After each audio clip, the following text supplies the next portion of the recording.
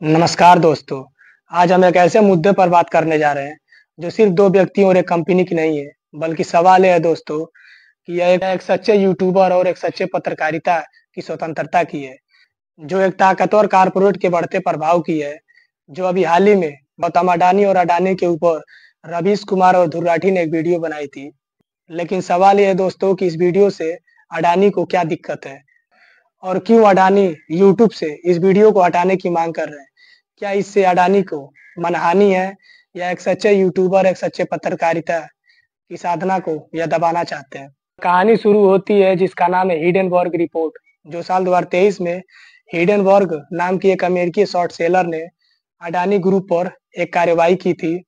American report से पता चला कि स्टॉक मैनिपुलेशन में अडानी समूह को शेयर मार्केट के बाजारों में काफी मात्रा में गिरावट देखने को मिली और वहीं अकाउंटिंग फ्रॉड जैसे खातों में भी काफी धोखाधड़ी देखने को मिली, जिससे अडानी समूह को अरबों डॉलर का नुकसान हुआ। इस रिपोर्ट के मुताबिक अडानी समूह के कामकाज पर ध्रुव राठी और रवीश कुमार ने अपने अपने वीडियो बनाए थे और इस वीडियो से अडानी को काफी दिक्कतें हुई हैं और वह यूट्यूब से इस वीडियो को हटाने की अपील कर रहे हैं। लेकिन सवाल है दोस्तों कि क्या यह वीडियो में जो सच्चाई है वो अडानी आम जनता के सामने आने नहीं दे रहे हैं। इन सब बातों को लेकर सवाल ये उठता है कि दोस्तों आखिर इसके पीछे की असली सच्चाई क्या है, जो अडानी आम जनता के सामने अपने इस पोल को खोलने से रोक रहे हैं।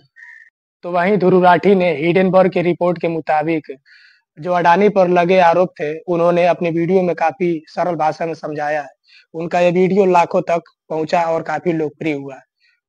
ध्रुव राठी ने इस वीडियो के माध्यम से अडानी समूह पर सवाल उठाया है कि अगर ये बात सही है तो भारत की नियामक व्यवस्थाएं और सरकार क्या कर रही है, क्यों अडानी समूह पर आरोप नहीं लगा रही है और उनका जांच पड़ताल क्यों नहीं हो रहा है। आखिर आखिर अडानी समूह पर ऐसा क्यों हो रहा है जो सरकार एक्शन नहीं ले रही है। तो वहीं रवीश कुमार जो एक सच्चे पत्रकार है, उन्होंने हिडेनबर्ग की रिपोर्ट के मुताबिक अडानी पर लगे हुए आरोपों को उन्होंने मीडिया पर सवाल उठाया कि आखिर मीडिया ये क्यों नहीं दिखा रही है कि अडानी पर दिखाना है, वह मीडिया अडानी पर लगे हुए आरोपों को क्यों नहीं दिखा रही है। आखिर क्या मीडिया भी अडानी समूह से मिला हुआ है। इन सब बातों को जानकर सवाल ये उठता है कि दोस्तों रवीश कुमार ने अडानी समूह पर लगे नए और पुराने आरोपों को उन्होंने सवाल उठाया मीडिया से, लेकिन मीडिया ने इस वीडियो को नहीं दिखाया। लेकिन इन सब बातों को जानकर सवाल ये उठता है कि दोस्तों आखिर मीडिया इन सब बातों को लेकर क्यों नहीं प्रोटेस्ट करती है। क्या अडानी वहीं अडानी ने यूट्यूब और गूगल को कानूनी नोटिस भेजा है और इसमें जो आरोप लगाया गया है यह वीडियो मानी हानिकारक है और इस वीडियो में झूठे और भ्रामक आरोप लगाए गए हैं। यूट्यूब और गूगल से इस वीडियो को हटाने की मांग की है। अगर ऐसा नहीं होता है तो वह यूट्यूब और गूगल पर कानूनी कार्रवाई करेंगे। वहीं अडानी ने अपना बयान दिया है कि ध्रुव राठी और रवीश कुमार ने जो वीडियो बनाया है वह हिडेनबर्ग के सबूत को ही अंतिम सत्य मान लिया है, जबकि हिडेनबर्ग ने खुद माना है कि वह एक शॉर्ट सेलर है। मतलब है कि वह रिपोर्ट जारी करने से पहले ही अडानी के शेयरों में गिरावट से पैसा कमाने की तैयारी कर चुका था। अडानी जी और मोदी जी एक हैं। जिसके हवाई जहाज में प्रधानमंत्री घूमते हैं, जिसके पैसे से भारतीय जनता पार्टी चलती है। Slew of deals across sectors from defense to airports to power almost always went to the Adani Group. पूरा का पूरा धन एक व्यक्ति के हाथ में जा रहा है। इनका हिंदुस्तान के प्रधानमंत्री के साथ क्या रिश्ता है और कैसा रिश्ता है? और वहीं अडानी ने अपना बयान दिया है कि ध्रुव राठी और रवीश कुमार ने जो झूठी जानकारी देकर आम जनता को भ्रमित किया जा रहा है और हिडेनबर्ग की रिपोर्ट को साफ एक तरफा दिखाया जा रहा है और वहीं अडानी समूह के जवाबों को स्पष्टीकरण को नजरअंदाज किया जा रहा है। और वहीं अडानी समूह ने बताया है कि हिडेनबर्ग की रिपोर्ट की जांच भारत के सुप्रीम कोर्ट में चल रही है और उसके बावजूद भी इस वीडियो के माध्यम से सुप्रीम कोर्ट की कार्यवाही को प्रभावित करने की कोशिश की जा रही है। और वहीं अडानी समूह ने भी बताया है कि यह वीडियो साफ गलत है और दुर्भावनापूर्ण तरीके से बनाया गया है ताकि अडानी समूह का छवि खराब किया जा सके। और इस वीडियो के माध्यम से और अडानी समूह ने यह भी कहा है कि यह सिर्फ एक आलोचना नहीं है, बल्कि यह एक सुनियोजित अभियान है जिसका मकसद है कि अडानी समूह को बदनाम किया जा सके। लेकिन इन सब बातों को जानकर सवाल ये उठता है कि दोस्तों पिछले कुछ सालों में अडानी और अंबानी की गलतियां लगातार हमें देखने को मिली है, लेकिन इन सब बातों को जानकर भी आप अपने बात को हार नहीं मान रहे। ध्रुव राठी और रवीश कुमार जैसे सच्चे यूट्यूबर और पत्रकार पर आप आरोप लगा रहे हैं। आप अपने गलतियों को पहले सुधारिए। अगर एक सच्चा यूट्यूबर और एक सच्चा पत्रकार अगर आपकी भावना को ठेस पहुंचाता है तो आपको तकलीफ होता है। इससे पहले आपको अपनी गलतियों को सुधार लेना चाहिए।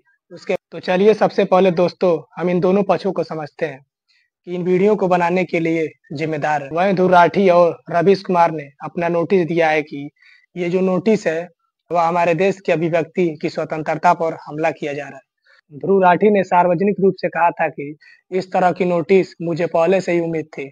वहीं ध्रुव राठी ने साफ कहा है कि वह हिडेनबर्ग की रिपोर्ट को सार्वजनिक रूप से तथ्यों को समझाया है और राठी ने यह भी बताया है कि वह हिडेनबर्ग के आरोपों के साथ साथ अडानी समूह के जवाबों को भी अपने वीडियो में शामिल किया था।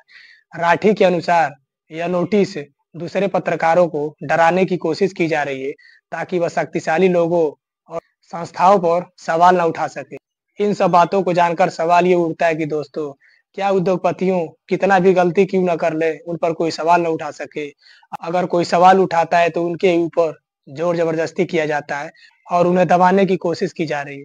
अडानी समूह के बयान को लेकर आप क्या सोच रहे हैं दोस्तों? क्या ध्रुव राठी और अडानी समूह के बीच जो कंट्रोवर्सी चल रही है, क्या अडानी समूह की बात सही है या ध्रुव राठी की? तो वहीं रवीश कुमार ने भी इस बात पर काफी जोर दिया है। उनका कहना है कि पत्रकार का काम सत्ता पर सवाल उठाना होता है और रवीश कुमार ने यह भी कहा है कि अडानी दुनिया के सबसे बड़े कारपोरेट समूहों में से एक हैं। अगर उन पर आरोप लगता है तो अगर इस मुद्दे पर बात नहीं होगी तो किस मुद्दे पर बात होगी? इस आरोप का नाम होता है स्लैप, जिसका फुल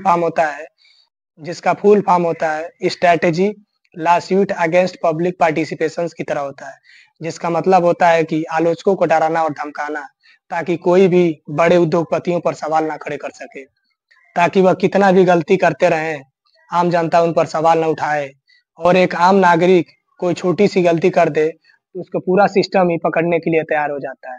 और पर एक बड़ा उद्योगपति इतनी सारी गलती करने के बावजूद भी कोई भी नियम और कानून इस देश में नहीं हो रहा दोस्तों। क्या आप इस देश के सिस्टम से पूरी तरह से सहमत हैं या नहीं? वहीं ध्रुव राठी और रवीश कुमार का कहना है कि उन्होंने कोई भी मानहानि नहीं की है, बल्कि खोजी गई पत्रकारिता की जनता के सामने पेश किया है। जो जनता को जानना यह बहुत ही महत्वपूर्ण है।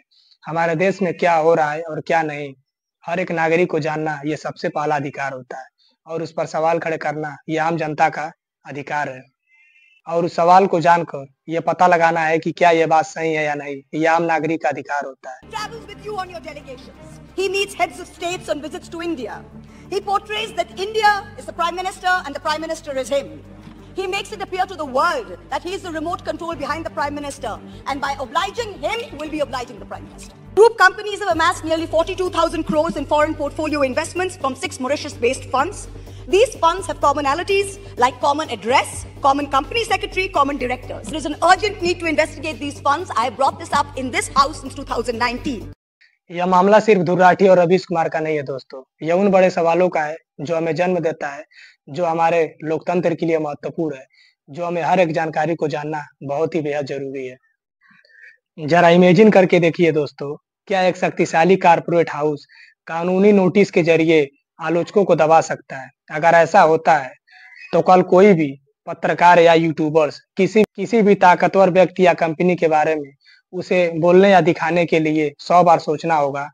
यह सेल्फ सेंसरशिप को बढ़ावा दे रहा है जो हमारे देश के खिलाफ है। भारत की चौथी स्तंभ कही जाने वाली मीडिया, जो देश का चौथा कॉलम होती है, क्या वह अडानी पर लगे आरोपों को कभी इस पर बहस की है? क्या अडानी पर इतने सारे आरोप लगने के बाद भी यह गोदी मीडिया जनता के सामने अडानी का पोल खोली है? अडानी और अंबानी की इशारों पर चलने वाली ये गोदी मीडिया आपको कभी नहीं दिखाएगी दोस्तों कि अडानी लेकर रवीश कुमार ने वीडियो बनाया था कि क्या भारतीय मीडिया अपना जिम्मेदारी सही से निभा रही है जो उसे निभाना चाहिए। भारत में कारपोरेट समूहों का प्रभाव लगातार तेजी से बढ़ रहा है। न वे सिर्फ अर्थव्यवस्था को नियंत्रित कर रहे हैं, बल्कि उनकी राजनीतिक और सामाजिक मामलों में भी पहुंच है। ऐसे में क्या उनके ऊपर कोई सवाल उठा दे या जवाब कर दे तो क्या यह गलत है? इस पर आप क्या सोचते हैं दोस्तों? आज के डिजिटल युग में जहां नागरिक और पत्रकारिता जो स्वतंत्र क्रिएट्स को बढ़ावा दे रहे हैं, वहां सत्ता में बैठे दलाल और घुसखोर जो अपनी छवि को बचाने के लिए एक से एक नए तरीके अपनाए जा रहे हैं। लेकिन इन सब बातों को जानकर सवाल उठता है कि दोस्तों, यह मामला अदालत में जाए या न जाए, यह एक ऐसे बहस को जन्म दे दिया है यह बहुत से एक लोकतांत्रिक देश की है, जहाँ सूचना का स्वतंत्रता एक मौलिक अधिकार होता है। वहाँ आज आलोचक के हथियार से इसे दबाया जा रहा है। लेकिन मुझे ये समझ नहीं आता है कि उनकी पीढ़ी का कोई व्यक्ति नेहरू सरनेम रखने से डरता क्यों है। यह मुद्दा सिर्फ 2 वीडियो का नहीं है, बल्कि लाखों लोगों का जानने का अधिकार है। भले ध्रुव राठी और रवीश कुमार खुद को पत्रकार न कहें, लेकिन उनका काम सवाल उठाना है गलत के खिलाफ, और अडानी का काम खुद का बचाव करना है। लेकिन हमें यह देखना होगा कि दोस्तों, इस लड़ाई में लोकतंत्र की नींव यानी सवाल पूछने वाले की हिम्मत कहीं कमजोर न पड़ जाए इन दलालों और घुसखोरों और गोदी मीडिया के चक्कर में। हम सबको मिलकर इनकी आवाजों को और बुलंद करना है, और जो गलत कर रहे हैं उनको गलत ठहराना है। मुझे उम्मीद है कि दोस्तों मेरा वीडियो आपको जरूर पसंद आया होगा। इस अडानी समूह को लेकर हमें नीचे कमेंट सेक्शन में अपनी राय जरूर दीजिएगा, और वीडियो को लाइक, शेयर और सब्सक्राइब करना ना भूलिए, ताकि ऐसे इंफॉर्मेटिक्स वीडियो के लिए मिलता है नेक्स्ट वीडियो में। धन्यवाद।